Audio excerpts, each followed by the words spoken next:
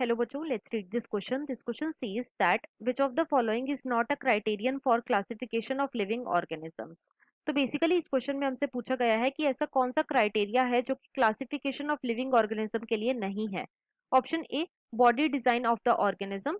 Option B, ability to produce one's own food. Option C, membrane bound nucleus and cell organelles. And option D, height of the plant. अब अगर इस question के मैं की concept की बात करूं तो इस क्वेश्चन का जो की कॉन्सेप्ट है वो है बच्चों classification of living organisms. Let me right it over here. It is classification of living classification of living organism. अब देखो, जो हमारी अर्थ है बच्चों, इसके ऊपर काफी सारे लिविंग ऑर्गेनिज्म प्रेजेंट हैं.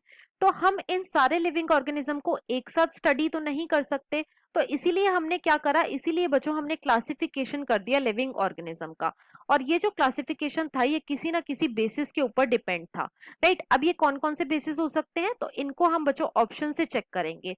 ए में हमें गिवन है body design of the organism.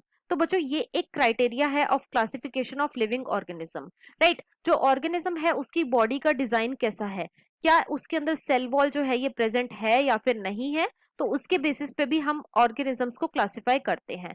B में हमें गिवन है ability to produce one's own food. तो बच्चों ये भी एक क्राइटेरिया है लिविंग ऑर्गेनिज्म को क्लासिफाई करने का. क्या ऑर्गेनिज्म ऑटोट्रॉफिक है, मतलब कि वो अपना खाना खुद बना रहा है, या फिर ऑर्गेनिज्म जो है वो हेटेरोट्रॉफिक है, या फिर वो हेटेरोट्रॉफिक है मतलब कि वो दूसरे पे डिपेंड है अपने फूड के लिए. तो इस बेसिस पे भी हम एनिमल्स या फिर लिविंग ऑर्गेनिजम्स को क्लासिफाई करते हैं. राइट, सी में हमें गिवन है membrane bound nucleus and cell organelle. तो बच्चों ये भी एक क्राइटेरिया है लिविंग ऑर्गेनिजम्स को क्लासिफाई करने का. क्या ऑर्गेनिज्म प्रोकैरियोट है, मतलब कि उसके अंदर न्यूक्लियस प्रेजेंट नहीं है वेल डिफाइंड, या फिर ऑर्गेनिज्म जो है वो यूकैरियोट है, मतलब कि उसके अंदर न्यूक्लियस जो है ये प्रेजेंट है. उसके बेसिस पे भी हम लिविंग ऑर्गेनिज्म को क्लासिफाई करते हैं.